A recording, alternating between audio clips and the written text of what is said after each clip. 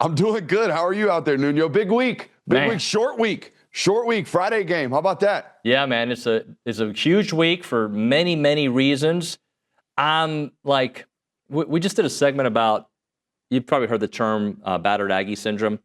And I really feel like I'm beyond that this season with Coach Elko and this Texas A&M football team. But I do look at, like, I think about, as I get ready for a game, think about where Texas could be really good, where A&M could be really good.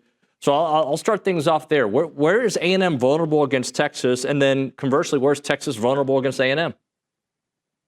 Oh, I'll start with where Texas is vulnerable against A&M. They can't really. They still haven't protected the quarterback. Like, look, I know you can look at the stats of last week against Arkansas, and you can say, oh, well, Texas didn't allow a sack. I would look at that performance and say Arkansas rushed 3 a lot, dropped a lot in coverage. For my money, I don't mean to demean the 52-point performance from the starters from Texas last week. For my money, from what I study, and I study a lot of SEC football, Arkansas structurally is probably the worst defense in the conference. They're the easiest and most gettable defense in this conference from a pass game standpoint. And look, Texas executed. I think they scored 52 points on fewer than 50 plays with the offensive ones. Like, they did their job offensively, but I still don't feel as if they can protect Arch Manning all that much. They still can't run the football at all. They have it all year long. I don't expect them to find it suddenly in this football game against A&M. So they become very one-dimensional offensively. They become very dependent upon Arch Manning, like, delivering strikes from within dirty pockets.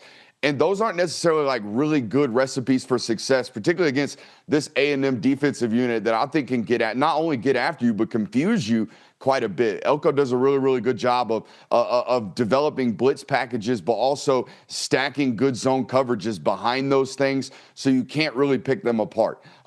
It's a really difficult matchup for Texas, in my opinion, but they've overcome a lot of this over the last several weeks, just not against Georgia. They did it against other football teams. Okay, but when you look at their resume and who they've beaten, who they've lost to, like, what stands out about them that is really good, and maybe what stands out about them beyond their inability to protect the Arch that, like, they still got some issues here? So the thing you need to know about Texas is they are a top 3 roster. They have not gotten top 3 results. Their players are not playing at that high of a rate, particularly at the wide receiver position. A lot of drops, a lot of contested catches that are getting broken up by defensive backs. I don't think they've been as good as they should be at wide receiver. You asked me about resume, man. Like, the Oklahoma win is very much so an enigma to me. Like, it was special teams. It was Wisner breaking a couple of tackles. It was a lot of work in the flat that flipped the fields, just a couple of explosives, and defensive performance against that Oklahoma offense that was just anemic in that football game.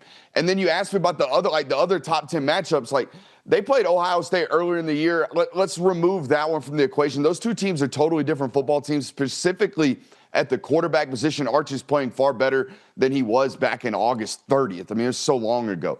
But that Georgia football game, man, like, they were getting handled for a good play. It was 14-3. Anthony Hill makes a unicorn-type play. A hook curl, turns, like, covers one spot, flips his hips, high points the football. Now they got a short field. Now all of a sudden it's 14-10, and they think they're in that football game in the middle of the third quarter.